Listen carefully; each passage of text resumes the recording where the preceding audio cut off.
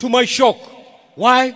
Because Raila believed in me and I doubted myself. Na hilo halikutosha. Kama mjuavyo, serikali ya nusu mkate ilikuwa na mawaziri 40, 20 wa Mheshimiwa Raila Odinga na 20 Mwai Kibaki. 40 ministers. The youngest was me. Lakini wakati Waziri Henry Kosgei alipatikana na shida katika wizara yake, ikalazimika aondoke kwa muda. Hiyo wizara yake ilibidi ipatiwe mtu. Mheshimiwa Raila Odinga, mbali na kuona vigogo vya kisiasa ambao walikuwa mawaziri, he decided to give me 2 ministries to run. That's a man who believed in me when I doubted myself. Today, I've lost my dad. Baba, nenda salama. Thank you very much. Asante Mheshimiwa Speaker. Speaker Wetangula.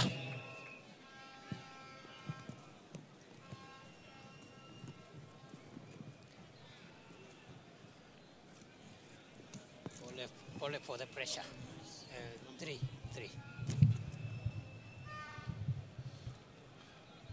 Rais wetu Dr. William Samoei Ruto, Rais mstaafu wa Kenya, Rais mstaafu wa Nigeria, Mama Aida na familia ya ndugu yetu baba,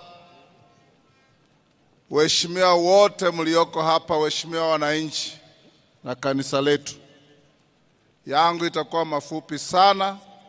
Nimekuja kuomboleza huyu shujaa ndugu yangu, baba wa taifa la Kenya.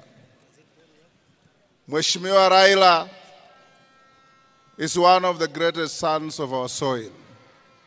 He goes to his maker as a public guarantor and a public trustee kwa uongozi wa nchi yetu. Amekuwa katika kila nafasi ya kuleta uwiano katika nchi yetu, na mwandishi wa vitabu vingi vya Kiswahili kutoka Tanzania anaitwa Shaban bin Robert. Katika kitabu kinaitwa Kusadikika, alisema mara mingi inji uficha mashujaa wake mpaka janga kuu litokee. Mnamo mwaka wa 2007 janga kuu litokea Kenya. Kenya ikawa karibu kupasuka mara pili mara tatu. Tulikaa huko kwa wiki mzima, na alituambia, my brothers, whatever the cause, whatever the price, it is not worth anything spilling blood because of politics in our country. Let's live by that mantra. Baba, rest in peace. Mama Aida na familia, sasa muamini kuna yule analinda wajane na mayatima, ni Mwenyezi Mungu peke yake. Asante sana. Thank you. May you rest in peace, my dear brother, Baba. Kenya will be the poorer without you. Thank you very much. Allow me now to present the Hansard extraction to Mama Aida for family records. Thank you. Thank you very much, Mr. Speaker.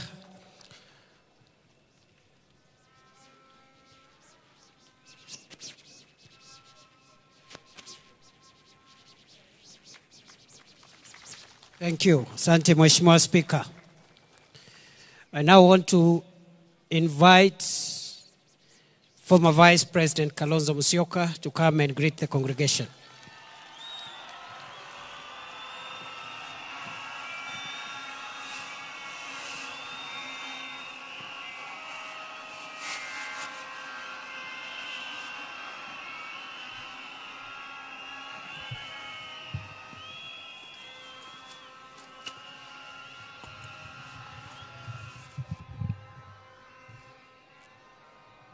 Mama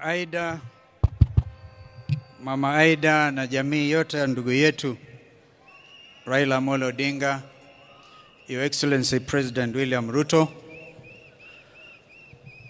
former President, the 4th President of the Republic, Brother Uhuru Kenyatta, Mzee Olusegun Obasanjo, whom I know to have really been close to our friend, waombolezaji wenzangu, Jethuro Unti, mimi nimekuja kusema kwaheri kwa ndugu yangu, my brother Owadwa Raila Odinga, my osiepna. Sijui kama hiyo ni lugha sahihi. My brother. All the names were given about our brother. When we listen to our daughter Winnie, all the names that our brother has been given over time. But to me, he was a brother. The pain of it all. The struggle for justice and truth and the fight against corruption. Huyu ndugu alale. But you know, my brother, allow me to talk to Raila, my friends, for just 1 minute, and I'll hand over Professor Kindiki. Thank you for the opportunity. I want to talk to Raila, because I never get this time again. You know, we called you Joshua. We never got to Canaan. There were indeed crocodiles across the river Jordan, as we used to say. Lakini, I've seen in the printed program, you even paraphrase the late Martin Luther King. You've been to the mountaintop. You've seen the promised land. And you know you may never get there with us. But we have to get there on your behalf. I give you my pledge. Those values you stood for. The tears, the pain of a stolen election, as my brother Jim Orengo has said, elaborated. That pain will not be in vain. The nation is gathered together. And I must stop there. I've done the rest of my speech on X because I had to rush quickly back from Heathrow in order to come and be with Mama Aida and Watoto. But allow me to recognize, if perchance they don't get that opportunity, my sister, my twin sister, Mother Karua, was Raila's running mate in 2022. She's around here. If we had time, I'm sure Mother would have wanted to eulogize her. I have my other friends here. In fact, Eugene Wamalo had a poem, but I saw he brought many cows yesterday. And we also have a friend, our other brother, Fred Matiang'i here. I saw the Chief Justice Emeritus, our brother, who made that historic ruling in 2017. Kwa hivyo, Mungu alaze roho ya ndugu yetu vyema. You deserve a rest. May God be with you. Amen. Thank you very much, Vice President Kalonzo. Let me now invite Prime Cabinet Secretary Musalia Mudavadi.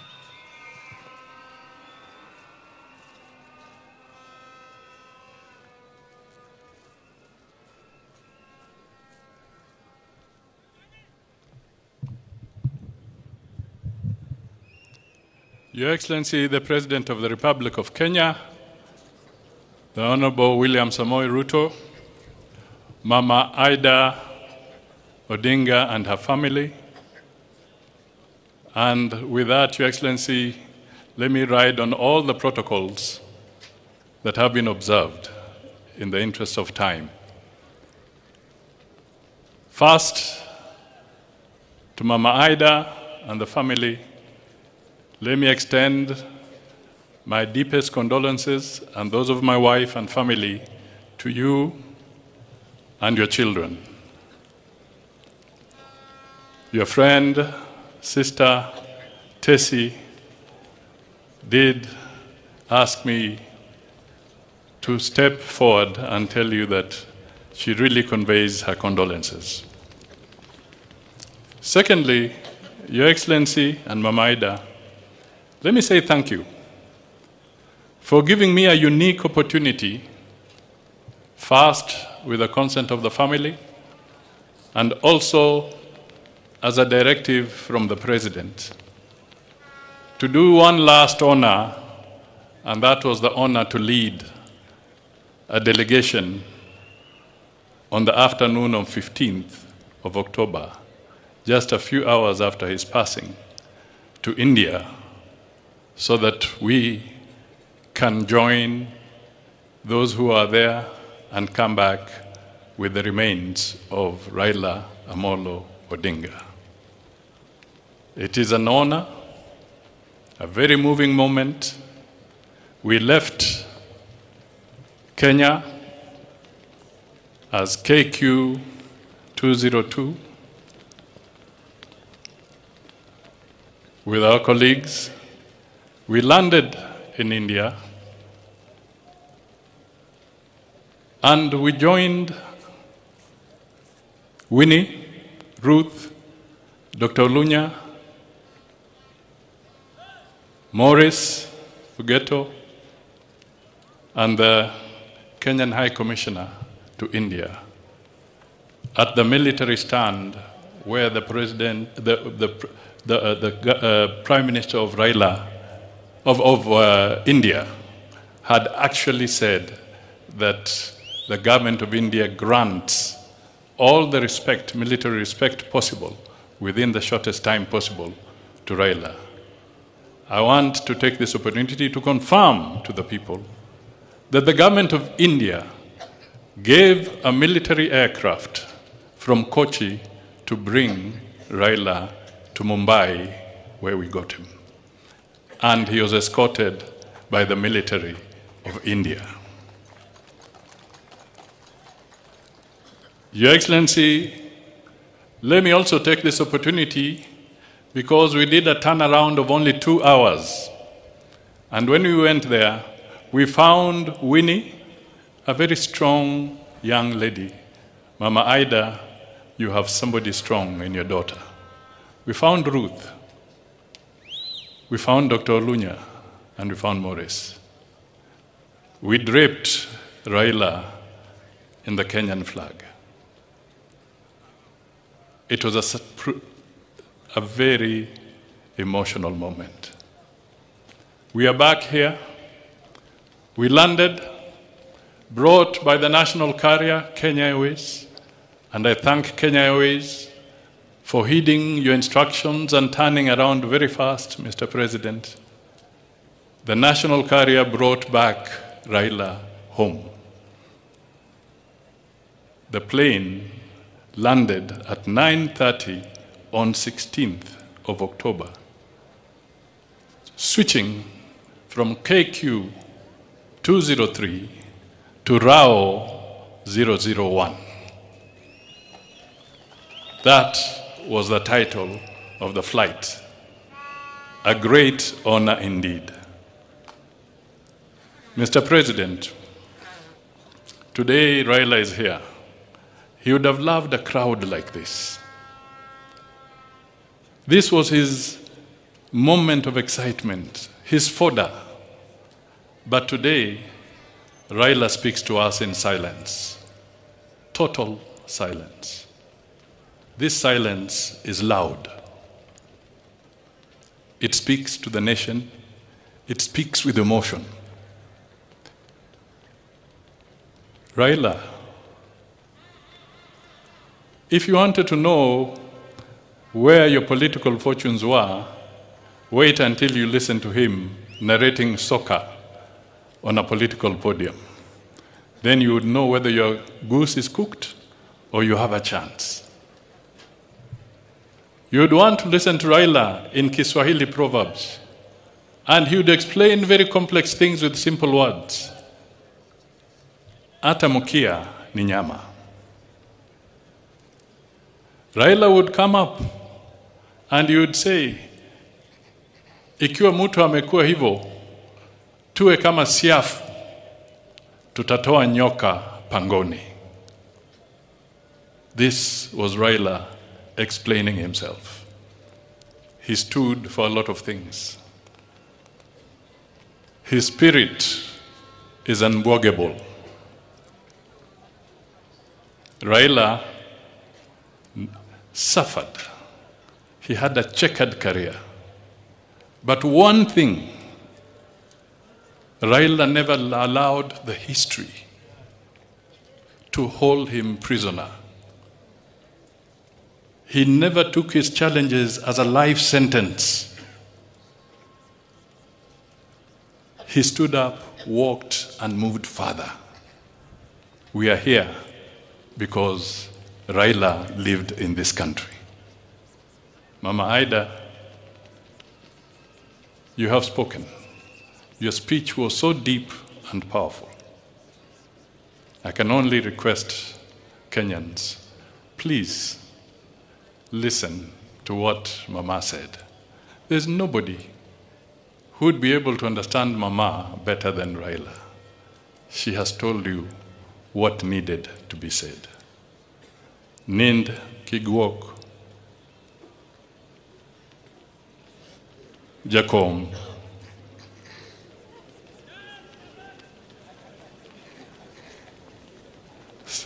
rest in peace, Jacom.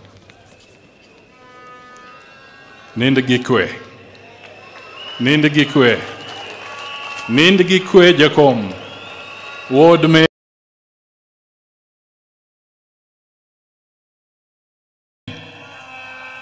Nind Gikwe, I have utilized, and in better times, Mr. Deputy President, I worked with Raila, and I remember when he brought fire into my belly, and I would go there saying, Nasa Hawa. We would say, Nasa Uhuru, Nasa Ruto. But today, while Raila lies there, I'm at Nasa Sisi Wote. May his soul rest in eternal peace. Thank you. Thank you. Asante sana, Prime Cabinet Secretary. I don't know whether this mic is loud enough. Thank you very much, Honorable Musalia Mudavadi. I am extremely sorry for the many people who wanted to speak, but they couldn't speak because of time. Allow me to report that we have received the condolences of President Yoweri Kaguta Museveni formally, and those condolences are with the President. And also, he has sent a delegation which is present here, consisting of the Right Honorable Dr. Ruhakana Rugunda, former Prime Minister of Uganda, and the Honorable John Mulimba, State Minister for Foreign Affairs. I also want to confirm what Stephen Kalonzo Musyoka said here, former Vice President, that we have other guests, but I assume we just recognize them for now. Kalonzo spoke on their behalf. Even me, I'm not going to make a speech. I've just been emceeing, and I want to end this row so that we can move and do the other ceremony, which is getting late. I therefore want to request now that very briefly we go presidential. We start with the condolences of His Excellency Uhuru Muigai Kenyatta, former President of Kenya, and the fourth President of Kenya. Thank you. Asante Mheshimiwa Speaker.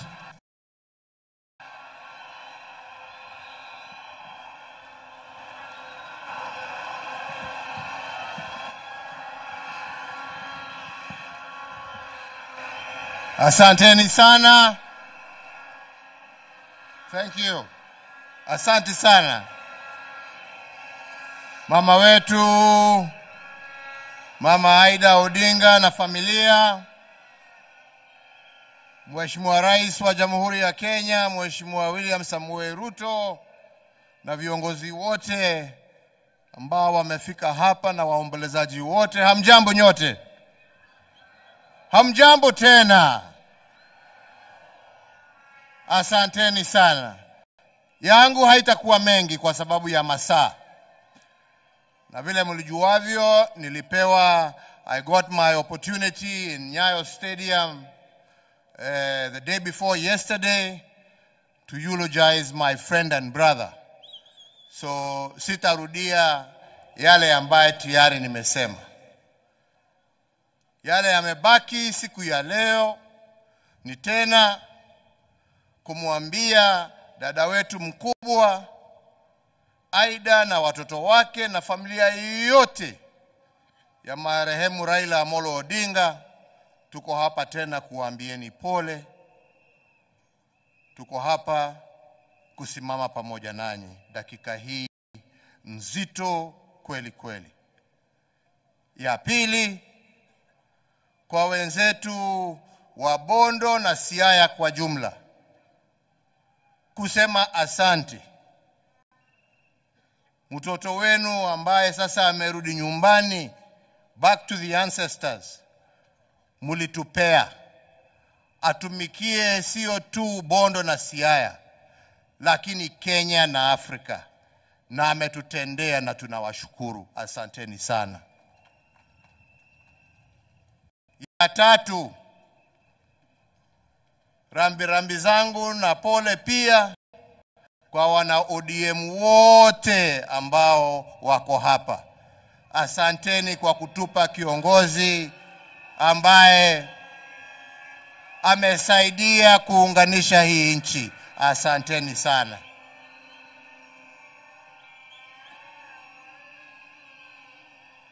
La mwisho ni kuombea ndugu yetu atembee safari ya amani. Mungu amuongoze.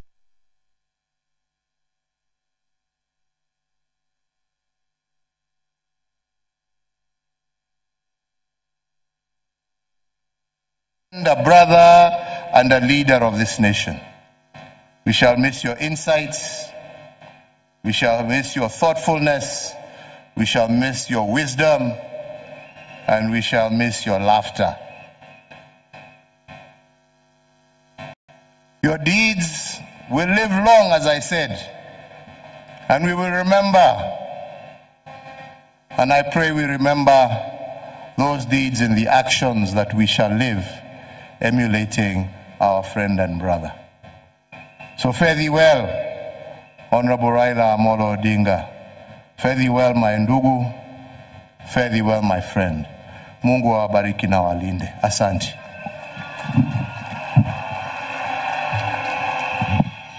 Asante Mheshimiwa Rais Uhuru Kenyatta.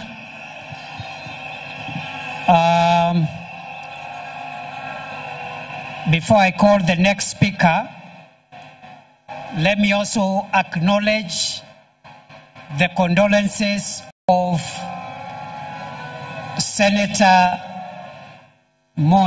Gideon Moi.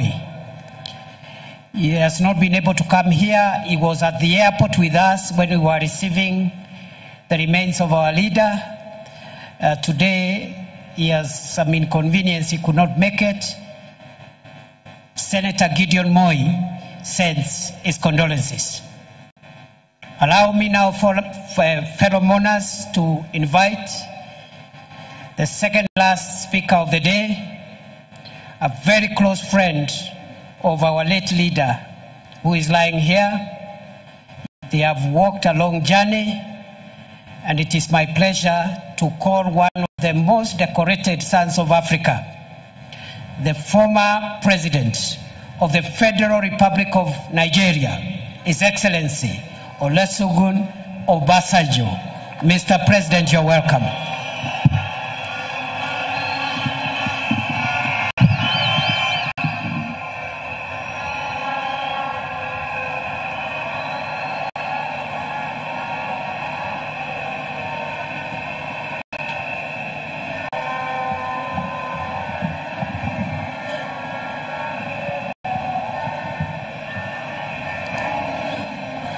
Your Excellency, the President of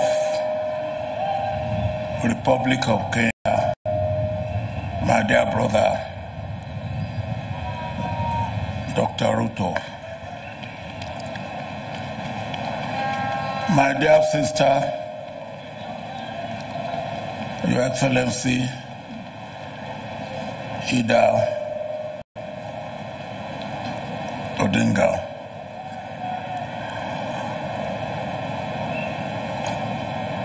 my dear brother, Your Excellency,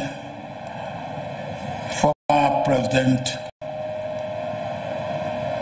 of Republic of Kenya, President Kenyatta. Let me stand on the protocol that have been well established since this morning.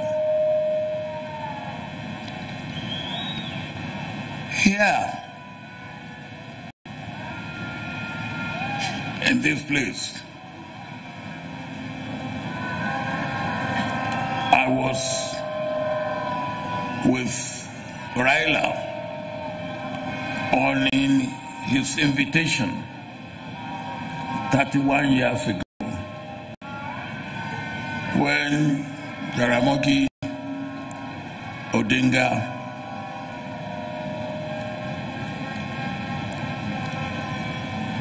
was buried in this place. I was the special guest of honor on that occasion. And the person who made it happen was Raila Odinga. Since that time,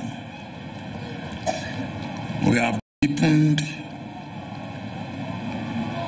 our friendship, our brotherhood, our working together for our two countries,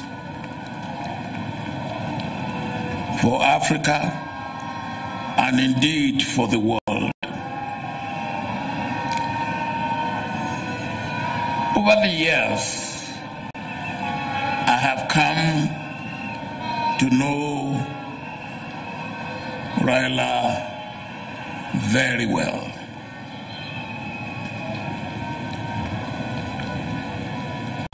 One thing that you could not take away from Raila is his love, passionate love for his country and for Africa. And that is what made our relationship to continue to grow from strength to strength. At this juncture, Mr. President, I want to thank you most sincerely for all that you have done to make this day a great day that it has been for our brother Raila Odinga, for the Odinga family, for the government of Kenya, for the people of Kenya, and indeed for Africa. Mr. President, the meeting we had in Mombasa, which brought you and Raila together, and which led to you making room for ODM and other parties in your government, is what make this day a pleasant day that it has been for all the people of Kenya. And indeed, it is for me a lesson for all of us in Africa. A lesson of understanding, a lesson of tolerance, a lesson of love, a lesson of accommodation, a lesson that our nation, our continent, is bigger than any individual or group of individuals in our country. That is a good lesson that we must learn. One thing that I always like about Raila is his sense of humor. Anytime we met, no matter how serious the situation may be, you can be sure that Raila will turn the tension to something to laugh about. And for me, I've lost a brother, I've lost a friend, I've lost a confidant, I've lost a co-worker in the vineyard of Africa. Sleep in the bosom of your Creator. Adieu, Raila Odinga.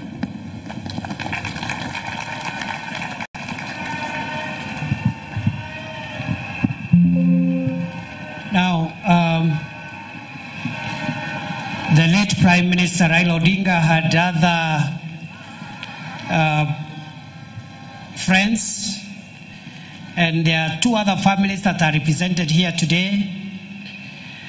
The late Raila Odinga was a friend of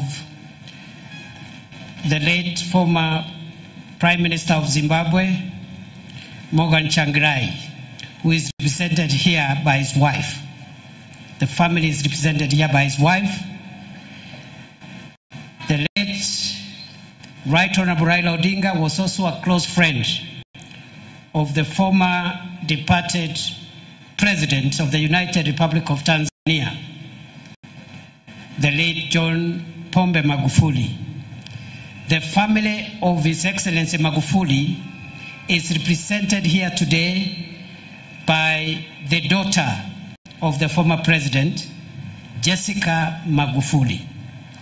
Having done that, it is now my honor to invite the final speaker of the day, His Excellency President William Samoei Ruto, President and Commander-in-Chief of the Kenya Defense Forces.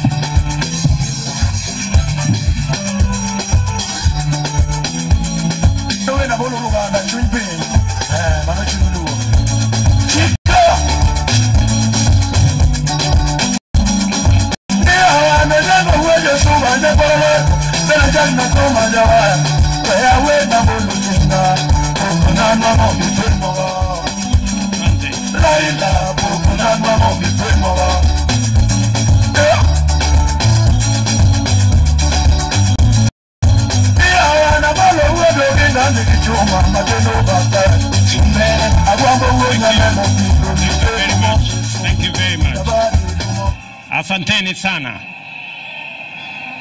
Asanteni sana. Mama Aida Odinga, mke wa ndugu yetu, rafiki yetu, kiongozi wetu, pamoja na watoto wake Rosemary Junior na Winnie. Familia ya Jaramogi Oginga Odinga kiongozwa hapa na Senator Daktari Oburu Oginga. Rais wa 4 wa Jamhuri ya Kenya, Rais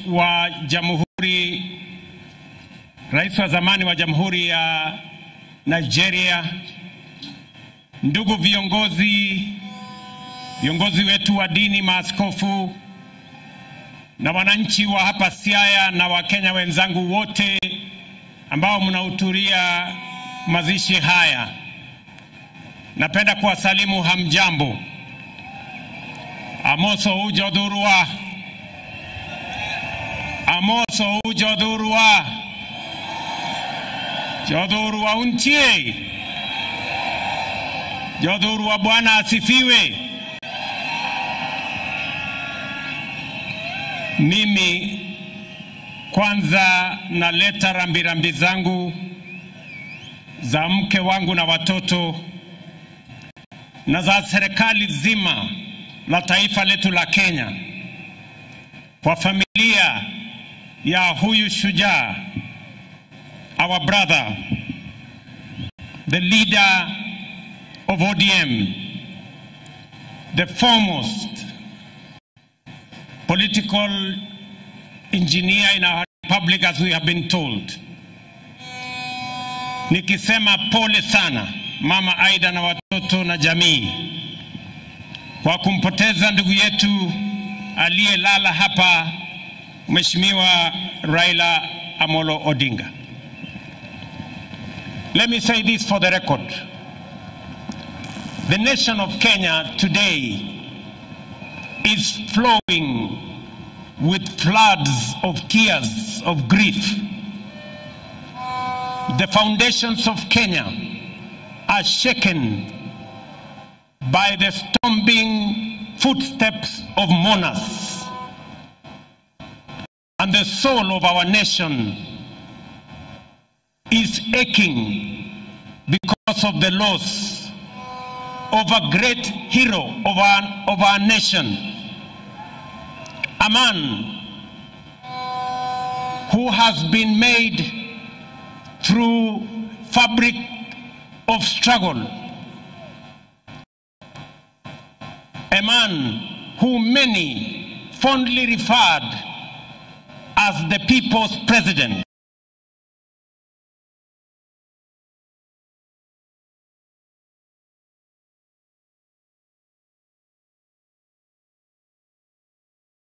A lot of respect because of his contribution to our nation. Na ndio sababu leo nataka niseme mambo machache. Mimi na huyu kiongozi wetu Raila Amolo Odinga nilijuana na yeye wakati nilichaguliwa kama mbunge wa Eldoret North in 1997. I came to meet him in parliament. Baadaye tukawa na urafiki na ushirikiano mpaka tukatengeneza ile ilikuwa inaitwa cooperation siku hizo, mpaka Raila akakuwa Secretary General wa KANU. Baadaye nikaungana na yeye wakati tulikuwa na mambo ya katiba ya taifa letu la Kenya. Tukashirikiana katika kutafuta katiba mpya ya Kenya. Mimi nikuwa mwenyekiti wa kamati ya bunge ya katiba baada yake, na mambo yakaenda mpaka tukaunda chama cha ODM pamoja na ndugu yetu Raila Odinga akiwa ndio kiongozi wetu. Ndio nikashirikiana na yeye na nikajifunza kutoka kwake. I can confidently say, as Mama Aida has said, Raila Odinga was not just an engineer, he was a political engineer. And I can say here, among his many students in the class of political engineering was yours truly, William Ruto. And I am very proud today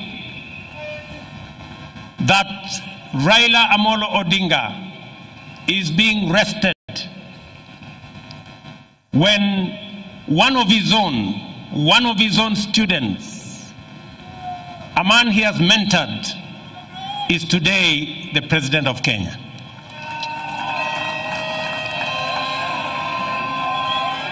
Mimi nataka niseme hivi. Mheshimiwa Raila Amolo Odinga, katika uchaguzi uliopita wa 2022, watu wengi ambao walikuwa wananiunga mkono walikuwa wanashangaa sana kwamba mimi sikuwa na wasiwasi wowote na uchaguzi wa 2022, kwa sababu mashindano ilikuwa kati ya Raila na mwanafunzi wake. And therefore it didn't matter to me the outcome of the election of 2022. Either Raila Odinga was going to win or his political student William Ruto was going to win. And that is why hata wakati waliniuliza watu wengi, wewe bana, wewe unawezaje kushindana na Uhuru Kenyatta na Raila Odinga wakiwa pamoja? Mimi sikuwa na wasiwasi, kwa sababu kama Raila angeshinda hiyo uchaguzi, mimi ningekuwa nimepata ushindi, na kwa sababu nilijua yeye yale alikuwa amepanga katika manifesto ya Azimio, mpango ya housing, mpango ya universal health coverage, mpango ya elimu, mpango ya kilimo, mpango ya somo, kuwa sambamba na sawia na sawa na yale nilikuwa nimepanga. It is just a student and his teacher. And that is why I can now reveal here today that immediately after the election, a few months,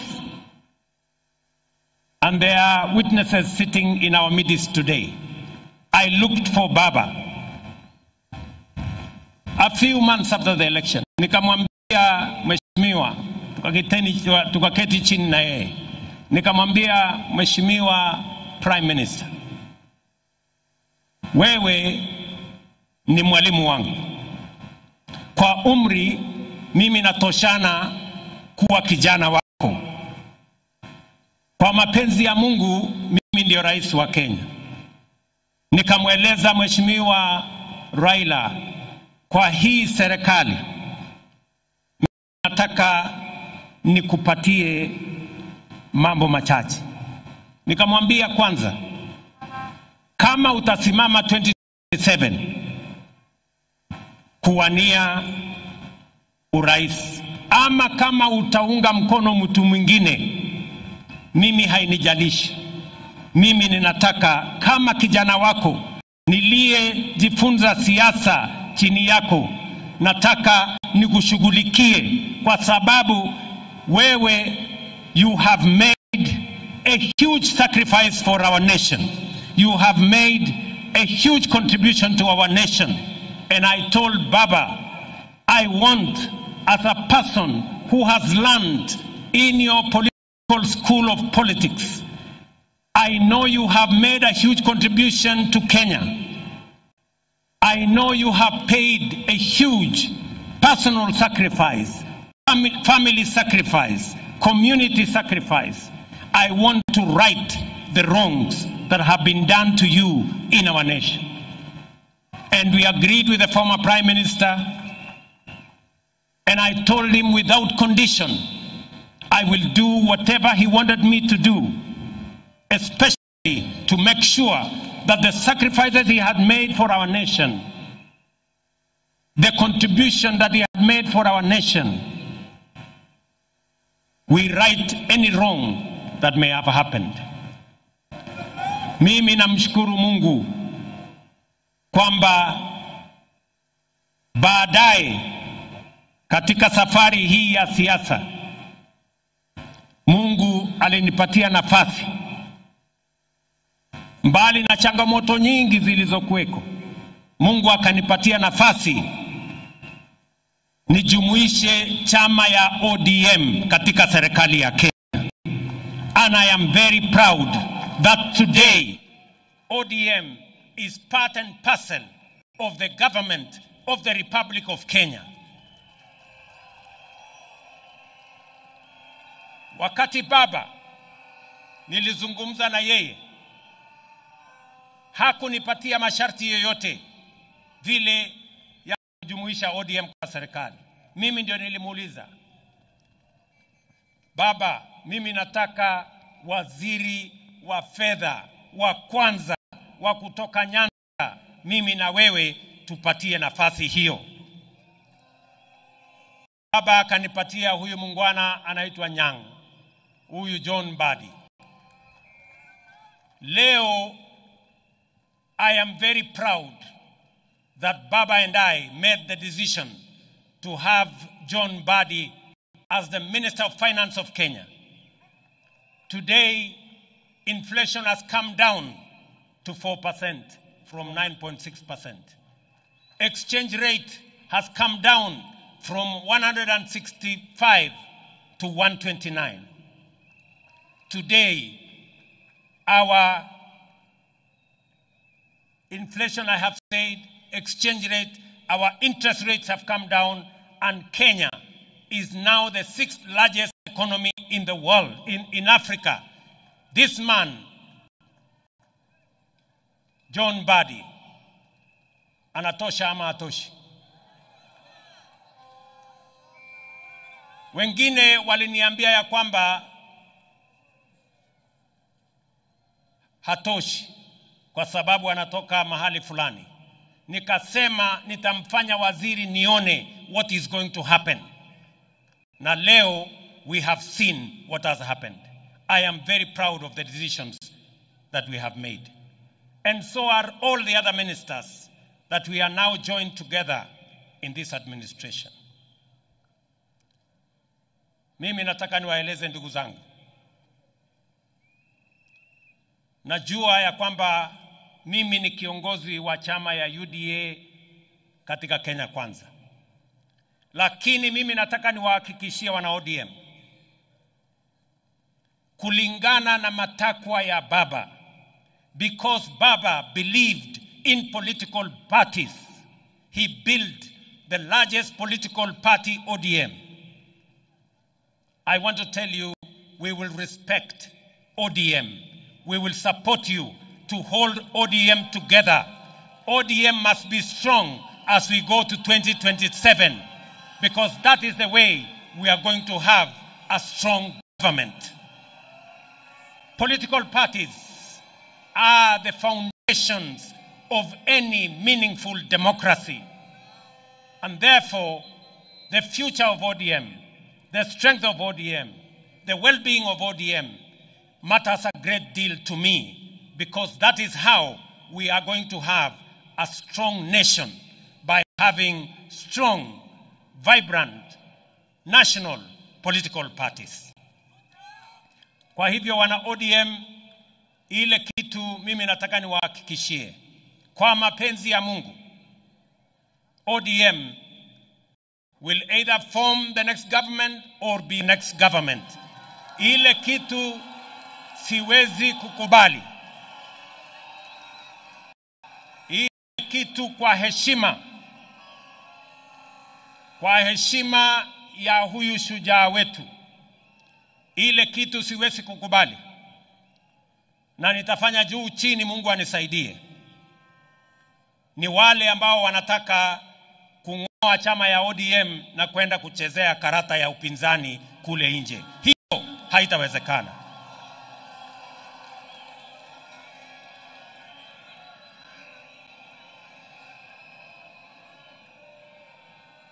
Si tukisema ODM tunasema tuko tayari. ODM. ODM. ODM. Muko tayari? Muko tayari? Tuunde serikali 2027. Mimi nataka niwaeleze hivi. Baba. We consulted with him very often. But the last 1.5 months were very difficult times because every time I met Baba, his voice was hoarse, and he kept on telling me that I am weak because I am taking some drugs. And I was very concerned. He explained to me that he had gone to Dubai and he had gone to the American hospital, and they had told him a few things about his health. And then he came back and went to Canadian hospital again in Dubai. And after he came back, his doctors, led by Dr. Olunya, who is his personal doctor for many years, administered some medicines to him. And when I went to New York for the United Nations General Assembly, I kept track with what he was doing. And I told him, I will come back, I will come through Dubai, I will also do a medical checkup, but when I come back, I want us to meet. Because his health was very concerning to me. So when I came back, I thought I would meet him on a Saturday, or was it a Sunday? But when I called him, he told me, William, Bill, actually, I have gone to Malindi. The doctors have advised me to go and rest in Malindi. I will come back on Tuesday. So I told him, it's okay. Let me go to the farm. I will come back on Sunday. I will wait for you on Tuesday. On that Tuesday, Baba called me and told me he is coming. And he wanted to come and meet me in the office. I told him, because you're not feeling very well, you go home, I will come home in the evening. And that evening on Tuesday, nikaenda nyumbani, Mama Aida akatupikia chakula, nikawa na ndugu yake Uburu, nikawa na msichana wake Winnie, tukakula chakula cha jioni, tukaongea, akatueleza sisi zote vile alivyokuwa anajisikia, na kwa kauli moja sote pale tukamueleza hatutaki guesswork kwa mambo ya afya. Wewe mwenyewe na madaktari zako uamue. Na nikamwambia serikali ya Kenya itamsimamia. Akiamua kwenda mahali popote kutafuta matibabu. Kwanza alikuwa anajaribu Ujerumani, akasema pengine atajaribu China, akasema pengine atajaribu sehemu zingine, mpaka akamalizia akasema ako na marafiki ataenda kule India. And we facilitated everything that the former Prime Minister, as the leader of this nation, wanted. Sitaki kusema yale mengine kwa sababu sote tumeambiwa. But I must commend members of his family because they were always there for Baba.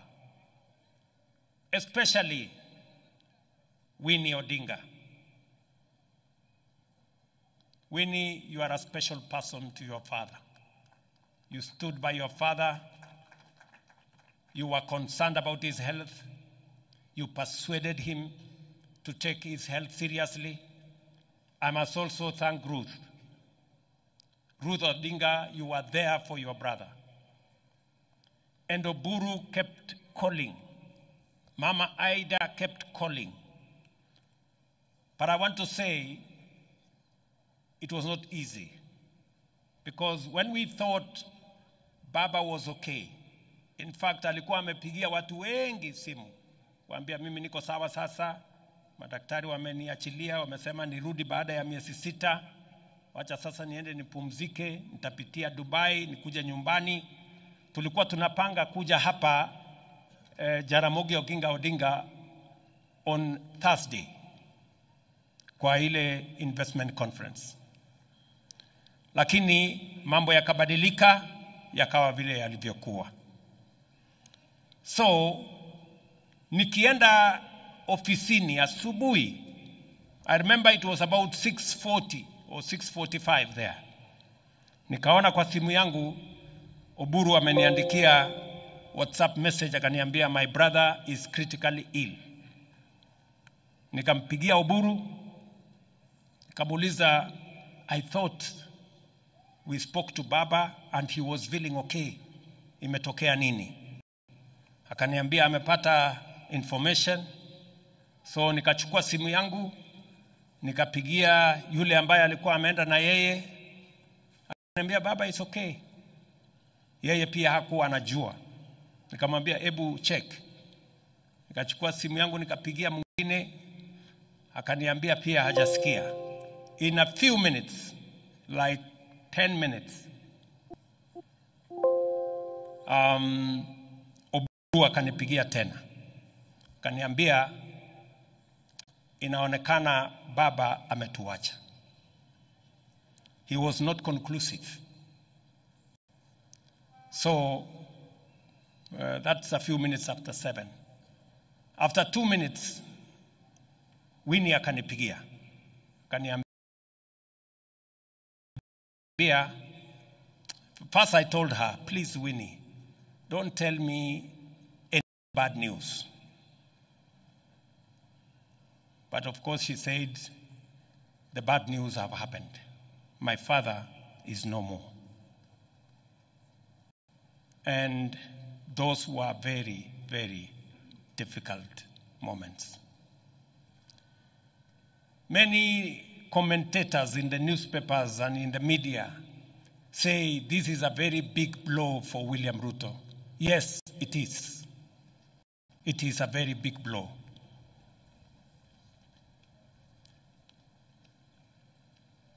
A few minutes later, we consulted with the family. I remember Ida. She could not talk on the other side.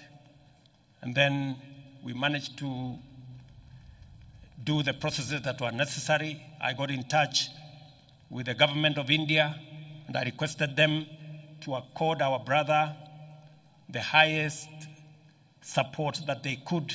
I must thank the Prime Minister of India, Narendra Modi, who is a friend of Raila Odinga, for putting at our disposal, all the support, including military honors, for our brother Raila Amolo Odinga. Lakini haikuwa rahisi hivyo.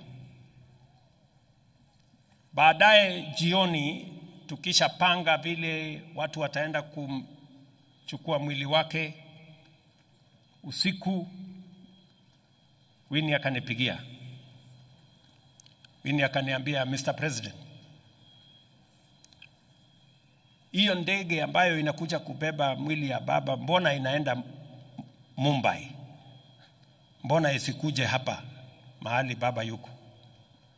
Sasa wewe unanifanya nisumbuke kupeleka mwili ya baba saa hii usiku.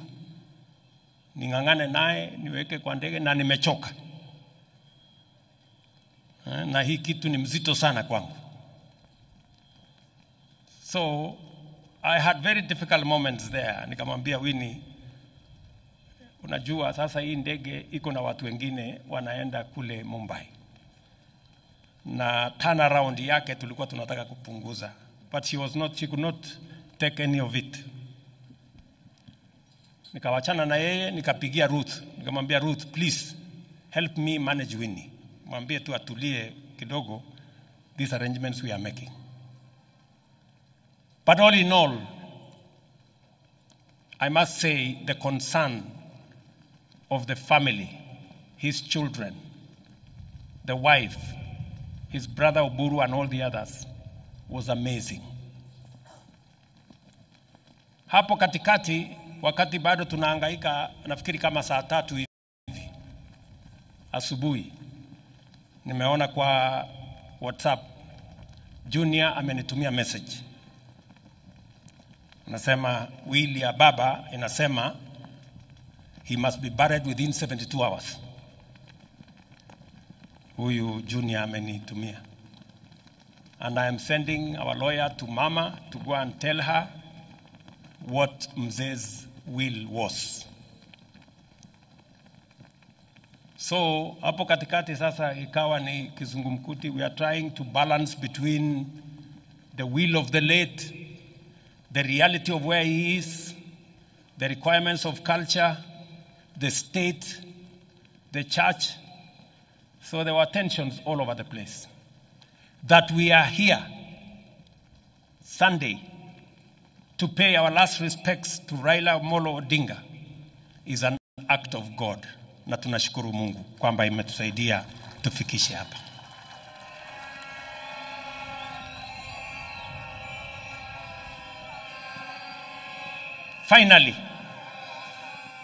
Finally, as I must say this to the people of our nation, because this is the assignment that the Honorable Raila Odinga and I will mention who else were working on. Mumesikia Mama Aida Odinga vile ameongea. Amesema Raila was very concerned about our country and the state of our development. All of us know that Raila kept on telling us about South Korea, about Malaysia, about Singapore, and about those countries that were with Kenya 60 years ago. And he was very concerned that Kenya was still a third world country. You have heard from Haida herself. It was a major concern for the Honorable, the late Prime Minister.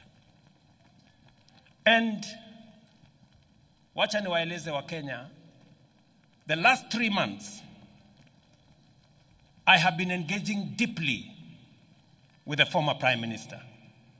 And I want to say, when I first declared that I was going to run for president in 2005, among the people who encouraged me, then, when it was not even thinkable that I would be anything, was Raila Odinga.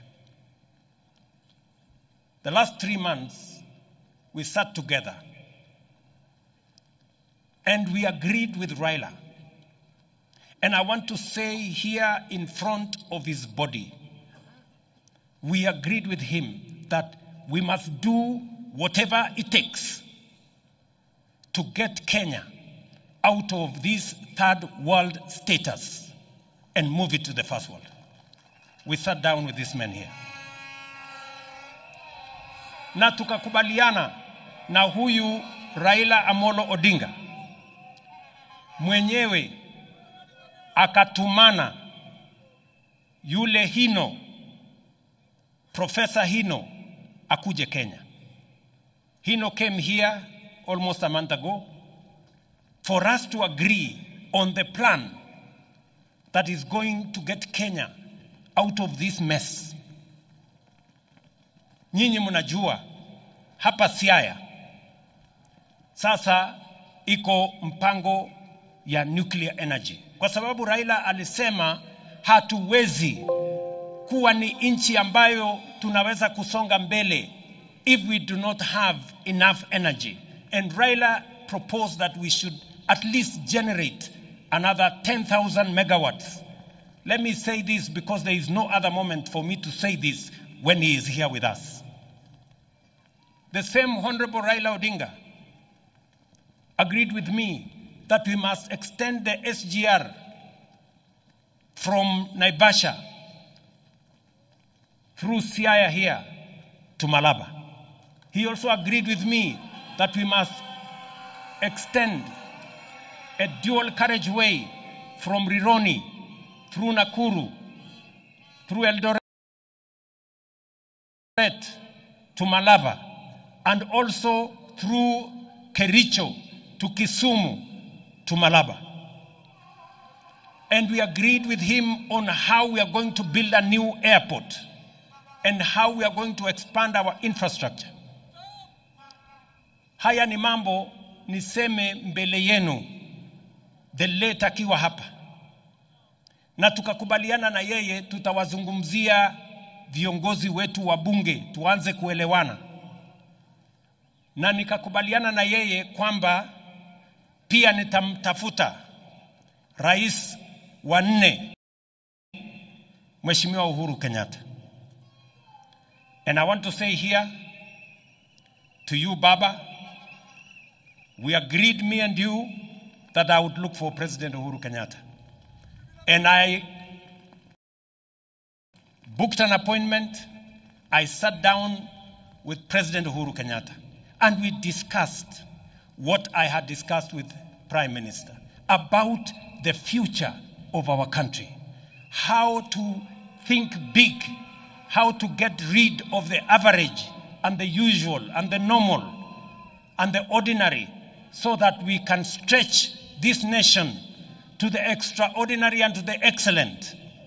And you remember, President Uhuru Kenyatta, I came to your office, I sat down with you, I explained to you what I had discussed with my brother, Prime Minister, and I want to thank you immensely that you shared in putting this country together, eliminating division and tribalism, and making sure that we can forge a unity that would lift Kenya from a third world status to a first world status. Ndugu zangu waombolezaji, Mama Aida, I have discharged my responsibility to a friend, to a brother, to my mentor, a man I went to his school. Wengi walijaribu kuniambia ya kwamba Raila hakukuwa rais. Kwa hivyo heshima yake ishushwe chini kidogo. Mimi nikawaambia hata kama hakukuwa rais, he was the people's president.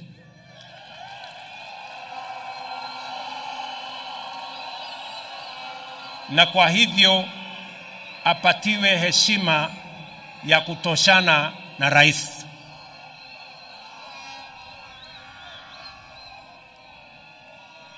Ndugu zangu, mimi sitaki kusema kuzidi hapo.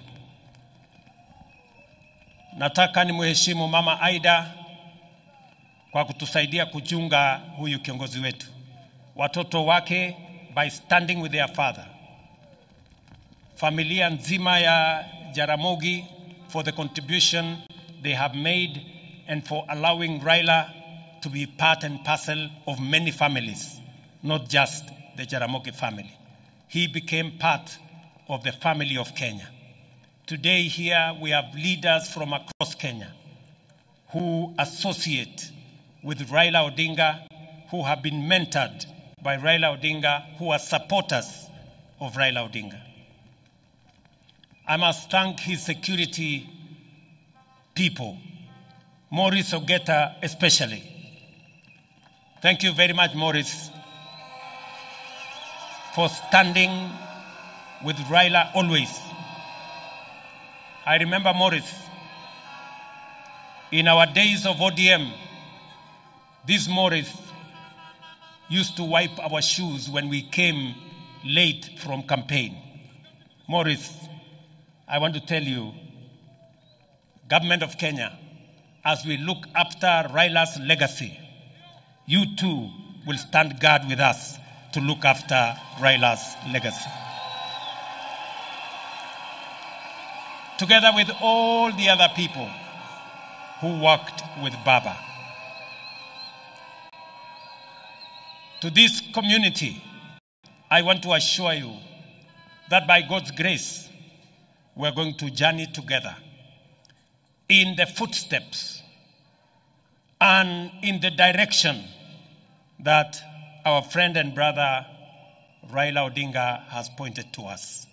And I will not betray the cause upon which I have agreed with him. Asanteni sana, poleni nyinyi wote, rest in peace.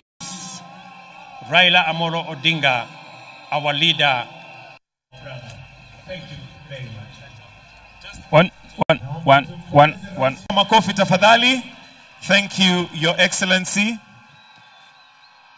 And allow me now to just give the exit protocol before I invite the Right Professor Professor David Kodia to lead us in a closing prayer. Our exit protocol, and I'll request that the pallbearers we can tell, will have the clergy leave first, followed by the casket, and then family and His Excellency the President. At the request of the family, it is a private burial. Kwa hivyo wananchi tunaomba ya kwamba tafadhali tutizame kwa